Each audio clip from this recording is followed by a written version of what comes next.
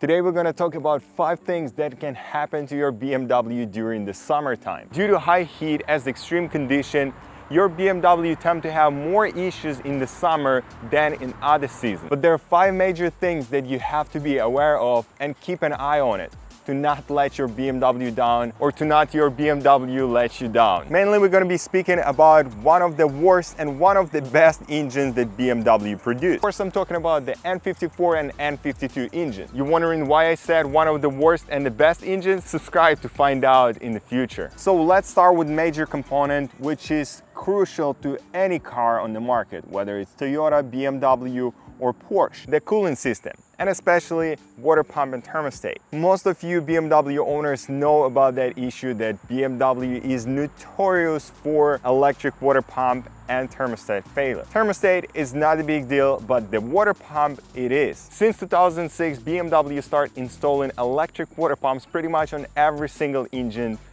that they was producing. From one perspective, it's an amazing solution because it can cool the car however it wants. If it's too hot outside and your engine running pretty slow, it can't keep up with anything. It's just gonna bump up the speed and voila. Since BMW engines have higher temperature as 102 and 105 Celsius in the peak, it actually can go all the way up to 110 degrees Celsius and a car will not show sign of overheating because it's normal for those engines. But as we know, higher heat, higher chance of damaging something. As the main part of cooling, it's a water pump and a thermostat.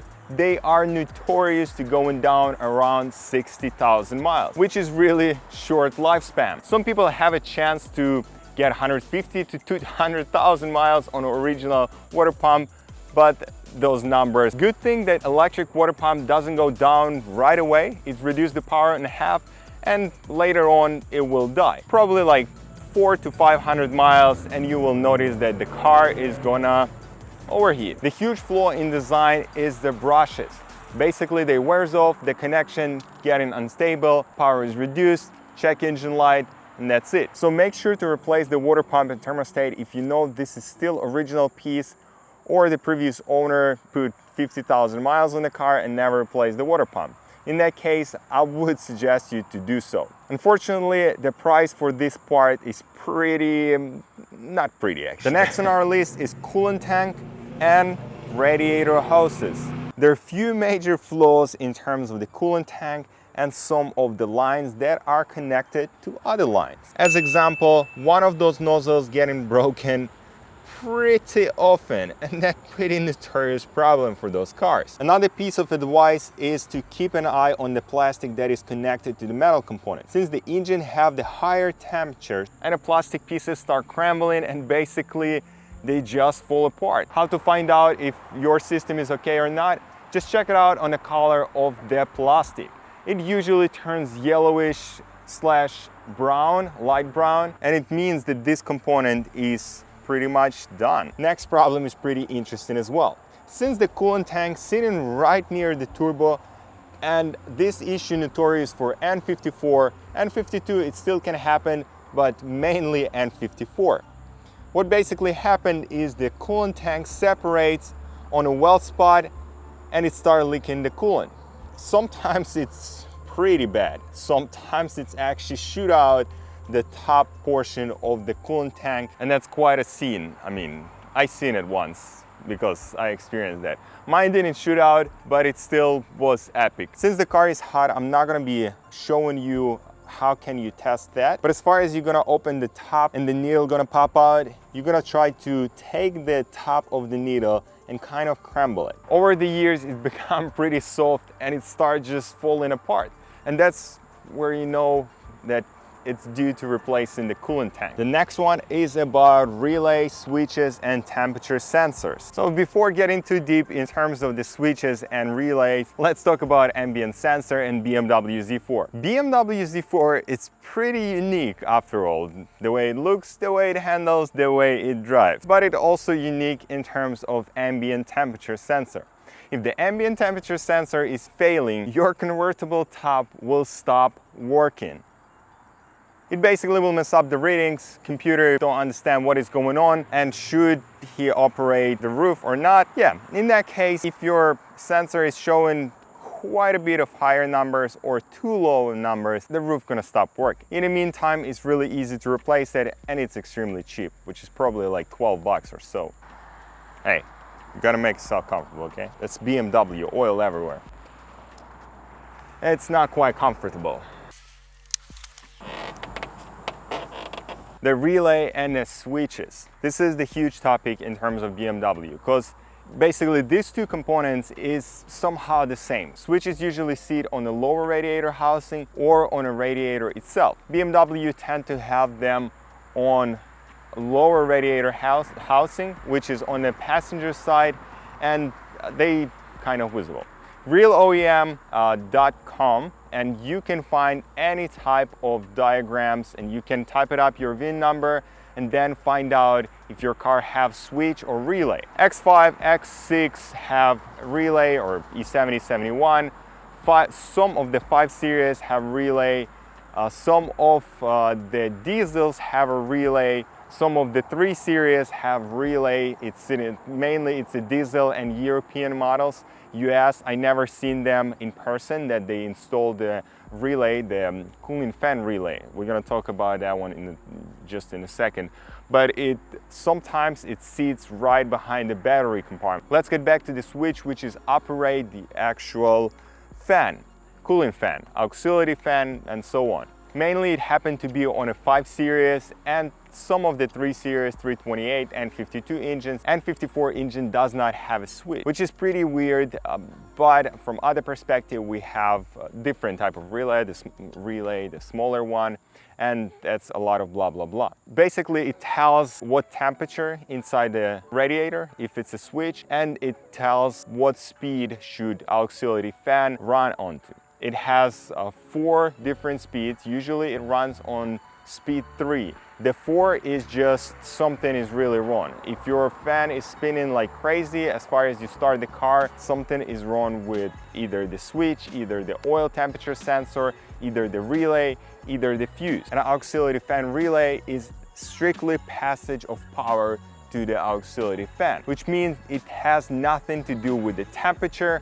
It does actually. The computers say what temperature inside of the engine, coolant, oil, and it say, hey, run the fan with this speed. Another good point in terms of fan running too fast or it's not stopping. Usually if it's extremely hot outside and ambient temperature is not working correctly, fan gonna be spinning real fast or real hard. In terms of AC, if AC is on and your fan is spinning like crazy, that means either you have bad ambient temperature sensor or oil temperature sensor or coolant temperature sensor. One more thing to mention about AC, if it's blowing hot air and everything working, you press in the button, AC button, the pump is kicked in, you feel like the RPM drops, you feel like the engine is start working a little bit harder, but you still having hot air, and of course you check the Freon, it means the fan is not working correctly. That also could be ambient, oil, or temperature sensor, coolant temperature sensor failing, or the same relay or the fuse. Since auxiliary fan is directly cooling the AC radiator, if the fan is not working, AC isn't working as well. The 5th on our list, it's a Serpentine Belt or drive belt. Those cars are notorious for Serpentine Belt problem. And those type of problems is not a joke. Summertime, heat from the engine, it's one of the worst scenarios for the rubber components. Same as well cover gasket, oil pan gasket, oil housing filter gasket, some other sensors that have O-rings and more. I can count it up, like it just everything is going down because of excess amount of heat. And the drive belt is not exception. If it breaks on N54 and N52 engines, it's not only gonna strain you on the side of the road, but it's gonna dry your pocket.